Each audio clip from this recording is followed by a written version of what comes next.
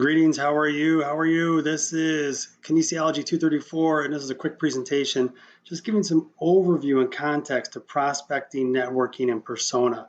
I alluded to these in earlier presentations, and they have their place in terms of cultivating your business. When you look at prospecting, you're really looking at a number of different strategies that you can use to be able to build your client base. And these can come from any number of different things. They can come from your interactions with people on the floor, potential clients. They can come from referrals from your current client base, which you sometimes have to ask your clients for. You have referrals from people who are in the non-fitness areas of the facility. So maybe you're up at the juice bar having a little juice and you're chatting people up while they're getting their smoothie before they go off to work. That's a real easy networking, on-the-fly networking tool that you can use to be able to build your own relationship network and brand within the community itself. You have to be on the floor, you have to be present, you have to be there working out, you have to basically sell your goods, man. And with that, you can be on the floor, you can work out, but you also have to be polite and cordial and be able to interact with people. People will come over and start asking you questions out of curiosity of what you're doing, because probably whatever you're doing is not just a regular dumbbell bench press, but also they're curious to find out more about what you're doing, but they're also curious to find out more about what it is and who you are. And you have to really take the time within your workouts and kind of budget in a little extra time to know that you're going to be interrupted and you're going to have some conversations with some people, but it's going to help you build your business.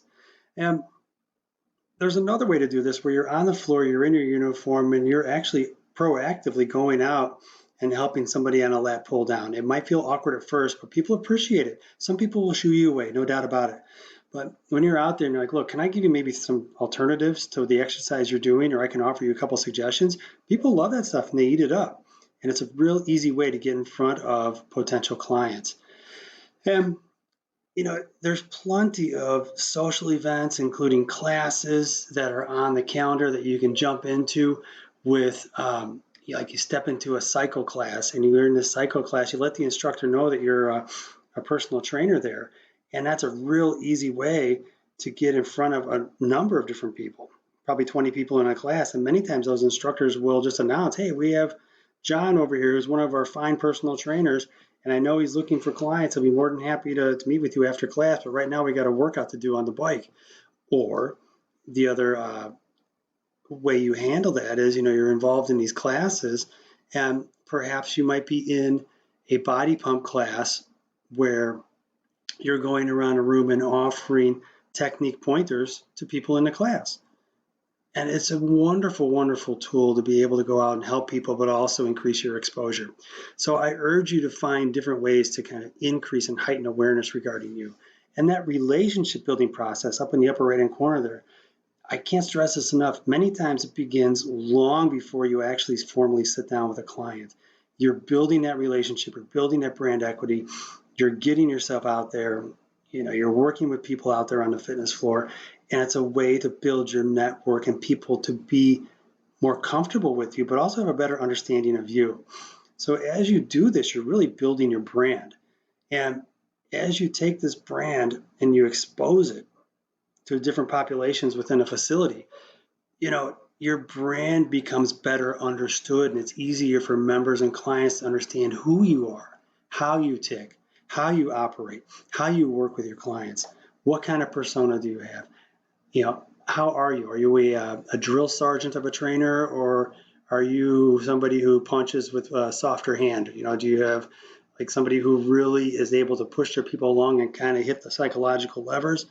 Or are you somebody that just kind of like barks out orders for people?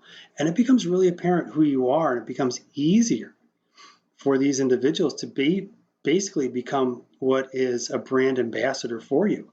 And it becomes a multiplier, right? So instead of you trying to go around and sell yourself to 20 different people, you have 20 different people who can actually go out and articulate very precisely what it is you do, how you do it, and how well you do it. And they can speak about your background and experiences, and they know a little bit about you.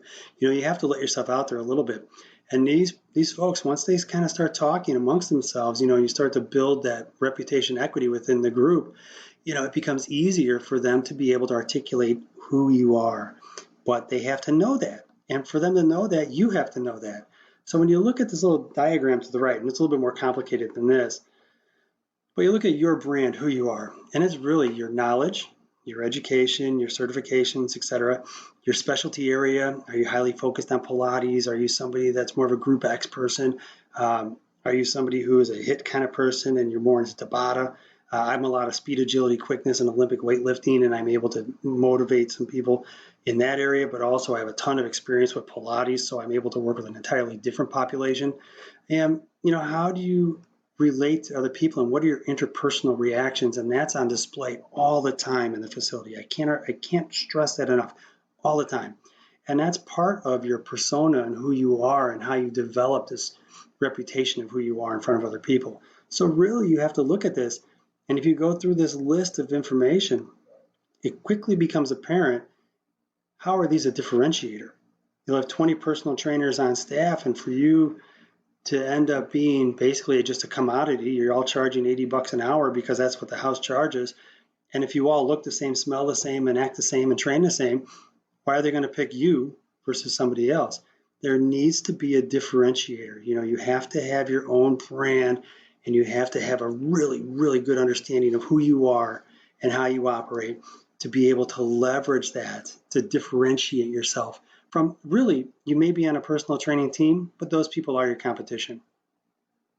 And I'll just let that sink in for a moment, because that's part of it. You have a finite amount of people who come in to work out, a finite amount of people to a lesser degree because of penetration.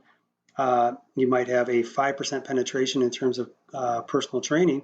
Well, out of those 5% of the people who walk through the door who do personal training, who are interested in personal training, you have 20 people on a team who are all fighting for clients. What makes you different? That's going to be the key thing.